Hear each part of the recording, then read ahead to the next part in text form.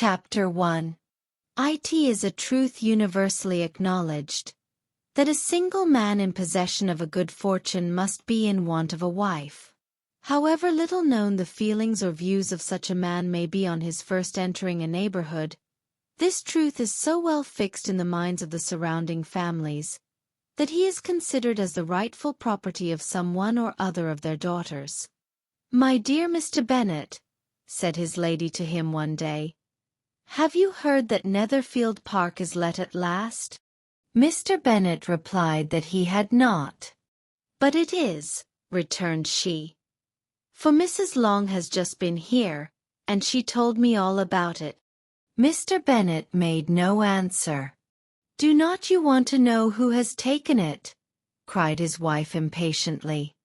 "You want to tell me, and I have no objection to hearing it." This was invitation enough. "Why, my dear, you must know Mrs. Long says that Netherfield is taken by a young man of large fortune from the north of England, that he came down on Monday in a chaise and four to see the place, and was so much delighted with it that he agreed with Mr. Morris immediately, that he is to take possession before Michaelmas, and some of his servants are to be in the house by the end of next week." "What is his name?" "Bingley." "Is he married or single?" "Oh, single, my dear, to be sure. A single man of large fortune. 4,000 or 5,000 a year. What a fine thing for our girls." "How so? How can it affect them?" "My dear Mr. Bennet," replied his wife, "how can you be so tiresome? You must know that I am thinking of his marrying one of them." "Is that his design in settling here?" "Design? Nonsense, how can you talk so?"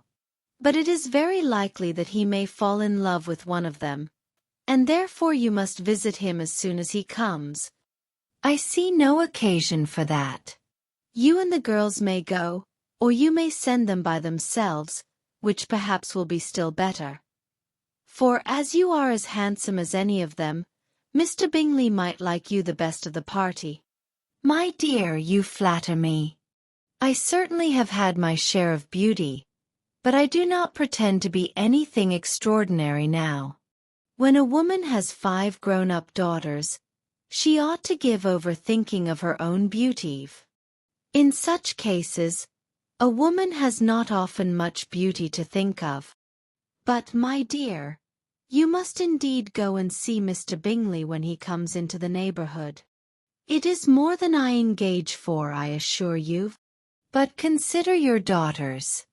Only think what an establishment it would be for one of them." Sir William and Lady Lucas are determined to go, merely on that account, for in general, you know they visit no newcomers. Indeed you must go, for it will be impossible for us to visit him, if you do not. "You are over-scrupulous, surely."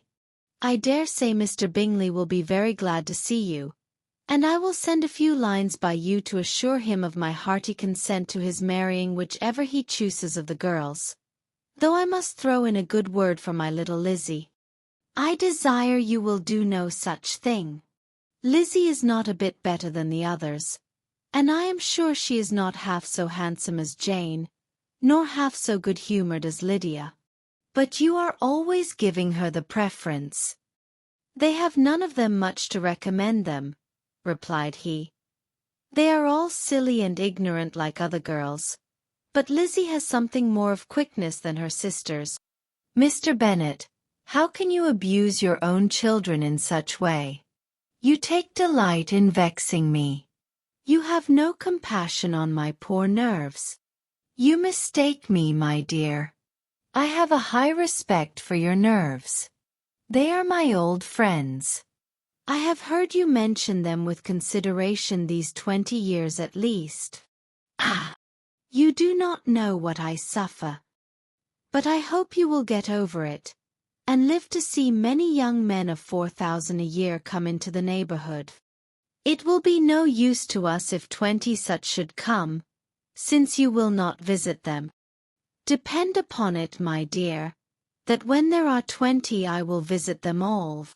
Mr. Bennet was so odd a mixture of quick parts, sarcastic humour, reserve, and caprice, that the experience of 23 years had been insufficient to make his wife understand his character. Her mind was less difficult to develop. She was a woman of mean understanding, little information, and uncertain temper. When she was discontented, she fancied herself nervous. The business of her life was to get her daughters married. Its solace was visiting and news.